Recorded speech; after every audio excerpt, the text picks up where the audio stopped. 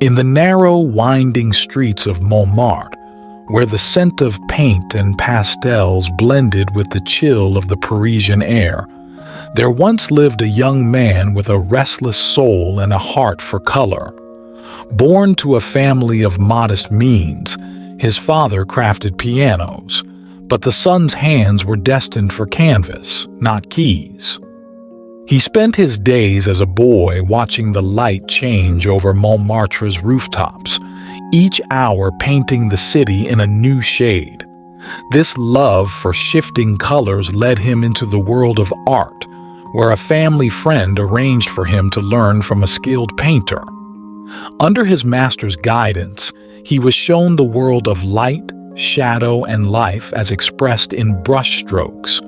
But the quiet life of an apprentice could not tame the young artist's spirit. The years passed, and soon he found himself in the company of the Impressionists.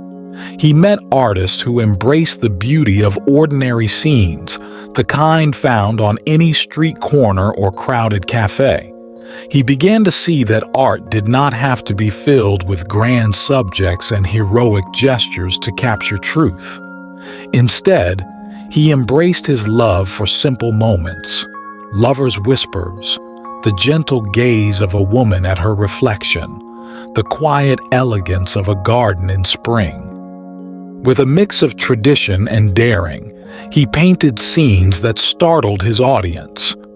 He brought to life figures who seemed as real as the people wandering outside his studio. One painting, in particular, caused a scandal.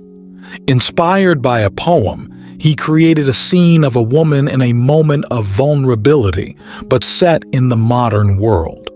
It was so powerful, so true, that the guardians of art deemed it immoral. But this rejection did not stop the artist. It fueled his spirit. Soon his work found a home in private galleries, where people flocked to see his daring brushstrokes and vivid life on canvas. Years rolled by, and his fame grew. He traveled to distant lands, capturing foreign shores and the warmth of the Mediterranean sun in his palette. He painted the faces of high society, the delicate features of Parisian women, and the joys of public celebrations. In time, his art adorned grand walls, from mansions to official halls, and his life became intertwined with poets, writers, and thinkers. Then came the war, a darkness that shadowed all of France. Too old to fight, he took his brushes to bear witness to the world in turmoil. He painted nurses tending to the wounded and soldiers waiting to return home. His works became a tribute to the spirit of those who gave everything in a world caught between destruction and hope. As the years passed, his eyes grew weaker, but his heart remained young. Even when his sight began to fail him, he continued to paint, capturing memories of places he had once wandered in his youth. He painted the gardens, the rivers, and the streets that had been his companions through decades of beauty and hardship.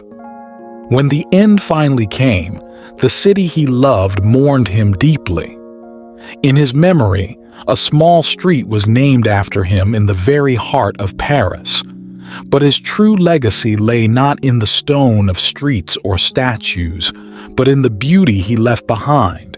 Those canvases filled with color, light, and life, eternally capturing moments of humanity in the quiet, vibrant heart of a city.